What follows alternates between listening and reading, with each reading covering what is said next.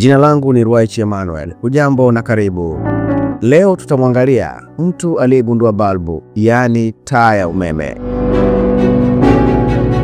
Mgunduzi pekee na mwanasayansi kutoka nchini Uingereza, Thomas Alva Edison.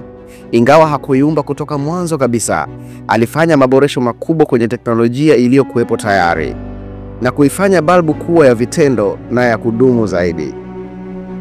Kabla ya Edison, wanasayansi wengine walikuwa wamefanya majaribio ya kutengeneza mwanga wa umeme.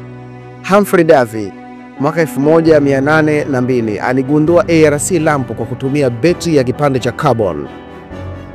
Warren de la Rue mwaka 1841 yeye aligundua balbu ya kutumia waya wa platinum, lakini ilikuwa ya ghali sana. Joseph Swan mwaka 1860 mpaka 1878, mwanasayansi wa Uingereza aliyebuni nyuzi za carbon, lakini haikudumu kwa muda mrefu. Uko wapi mchango wa Edison katika utengenezaji wa taa ya umeme? Edison alitengeneza balbu iliyokuwa na nyuzi za carbon iliyoweza kudumu zaidi ya masaa 1200.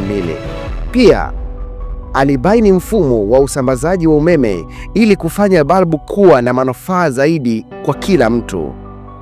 Mnamo mwaka 1879 alipata hatimiliki yake, na mwaka 1880 akaanza kuuza kama biashara. Baadaye teknolojia ya balbu iliendelea kuboreshwa, ikijumuisha nyuzi za tungsten ambazo ni bora zaidi, na hatimaye balbu za kisasa kama LED na CFR. Thomas Edison alitoa na changamoto nyingi kabla ya kufanikisha ugunduzi huo wa umeme. Baadhi ya changamoto hizo alizokutana nazo ni kama maelfu ya majaribio yasiyofanikiwa. Edison na timu yake walifanya majaribio zaidi ya 1000 kabla ya kupata nyuzi za filament sahihi ya balbu. Alijaribu kutumia vifaa mbalimbali kama karatasi iliyotiwa carbon, mbao na nyuzi za nyasi bila mafanikio ya kudumu.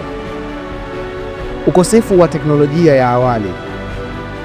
Kipindi hiko hakukuwa na mfumo bora ya usambazaji wa umeme kwa matumizi ya nyumbani au biashara.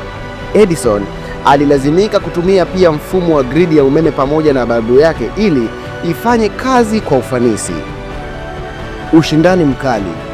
Wanasayansi wengine kama Joseph Swan kutoka Uingereza walikuwa tayari wamebuni balbu za awali.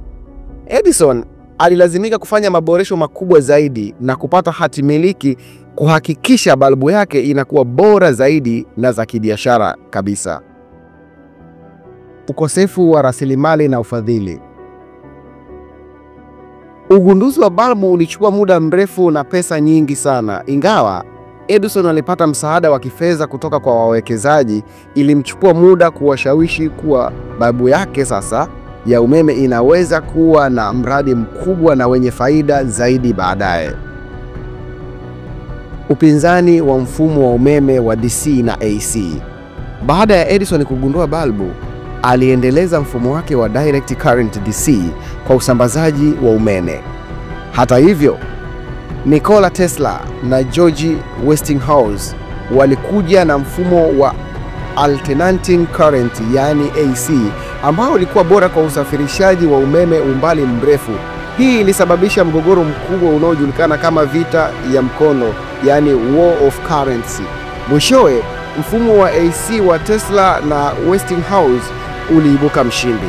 Mafanikio ya Edison yalitokana na uvumilivu wake na uwezo wa kujifunza kutokana na makosa. Alisema, "Sikushindwa mara 1000, bali nimegundua njia 1000 ambazo haziwezi kufanya kazi." Asante kwa kuwa nami. Mimi ni Ruwa'ichi Emmanuel. Uwe na muda mwema. Karibu tena wakati mwingine.